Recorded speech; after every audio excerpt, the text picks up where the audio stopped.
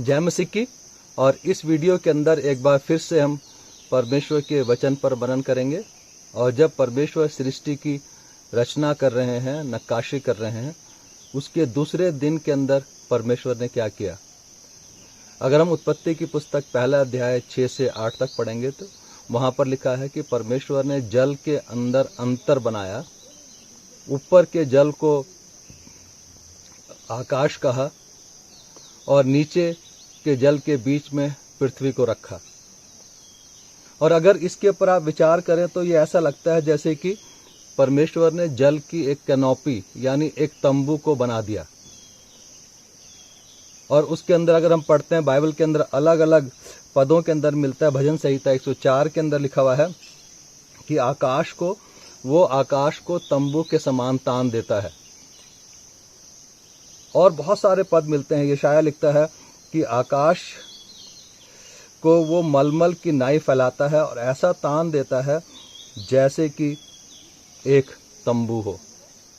और ऐसा लगता है जैसे कि परमेश्वर ने जब आकाश जल के अंदर अंतर बनाया तो एक बहुत बड़ा बैलून बना दिया पानी का और पृथ्वी जो है उसके अंदर फ्लोट कर रही है, ऐसा आभास लगता है।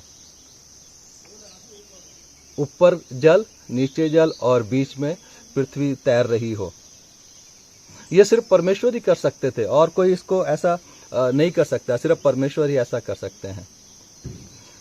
और परंतु सिर्फ इतना ही नहीं था, इस जल जो तंबू तान दिया और मलमल के समान फैला दिया आकाश को। और वो बताता है कि उसके बीच में परमेश्वर ने वायुमंडल को रखा है। वायु है, हवा है। और साइंस बताती है कि हवा भी जो है उसके 5 मुख्य परत हैं, 5 लेयर्स हैं मुख्य, और उसके अंदर बहुत सारी छोटी छोटी परतें हैं। परंतु जिस लेयर्स के अंदर, जिस परत के अंदर हम लोग रहते हैं वायुमंडल के, वो ऑक्सीजन वाली है, जिसके अंदर पेड़ पौधे, मनुष्य, पशु पक्षी सब जीवित रह सकते हैं। परमेश्वर ने वायुमंडल को बनाया और उसके अंदर मनुष्य को जीवित रहने के लिए बनाया। जो 2 चीजें हम लोग विचार करेंगे वायुमंडल के बारे में, बहुत सारी बातें हैं जो इन्फॉर्मेटिव हो सकती हैं, लेकिन जो मनन के लिए यह है कि परमेश्वर ने जब वायुमंडल को बनाया और उसके अंदर ऐसी तकनीक लगाई कि मनुष्य ऑक्सीजन लेता है उसके अंदर से, जो मुफ्त में है। जल हमें मुफ्त में है, ऑक्सीजन हमें मुफ्त में है। जल जो है कोई मनुष्य, कोई साइंस क्रिएट नहीं कर सकती और ना जल को नाश कर सकती है, डिस्ट्रॉय कर सकती है।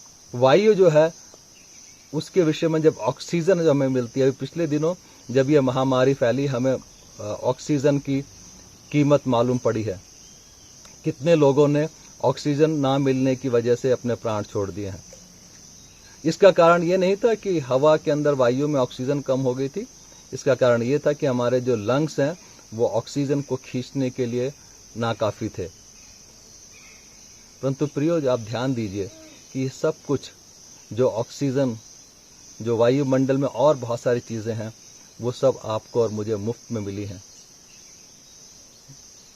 अय्यूब लिखता है कि उसकी सांस के द्वारा ही मैं जीवित हूं, उसने अपनी सांस मुझ में फूंकी है। प्रेरितों के काम में लिखा है कि वो मनुष्यों को अपनी सांस देता है। आपकी और मेरी हर एक सांस जो प्रतिदिन की है वो परमेश्वर ने दी है। सांस ऑक्सीजन है, सांस हवा है। और जब परमेश्वर का समय होता है, वो सांस खत्म होती है, तब हमारे प्राण समाप्त हो जाते हैं। लेकिन प्रियो, आज हम लोग जो देखना जा रहे हैं कि परमेश्वर ने हमें जल और वायु दोनों मुफ्त में दिया है, आशीष के रूप में दिया है। क्यों न ऐसे परमेश्वर का हम आभार प्रकट करें, उसको धन्यवाद दें। प्रभु, सचमुच में आपने ही मुझे जीवित रखा है। इससे अगले वाले वीडियो में हम जल के विषय में देखेंगे, लेकिन आज सिर्फ ये कि परमेश्वर ने वायुमंडल बनाया है जिसके अंदर हम जीवित रह सकते हैं। और वायुमंडल की ये परत जो है, जो मनुष्य के लिए, जीवित प्राणियों के लिए है। ऐसे परमेश्वर के प्रति आभार प्रकट करें, विचार करें कि सच में परमेश्वर ही है जिसने आपको जीवन दिया है। जिसने आपको सांसें दी हैं, जो आपको जीवित रखता है, उसके प्रति धन्यवादित रहें, उसकी प्रशंसा करें, ऐसे प्रेमी परमेश्वर को। प्रभु आप सबको आशीष दे। जय मसीह की।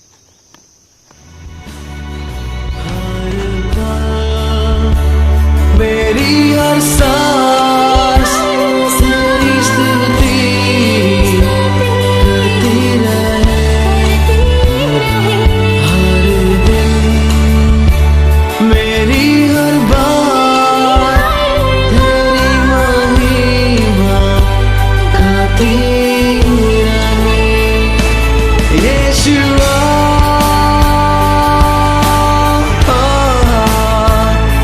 Yeshua,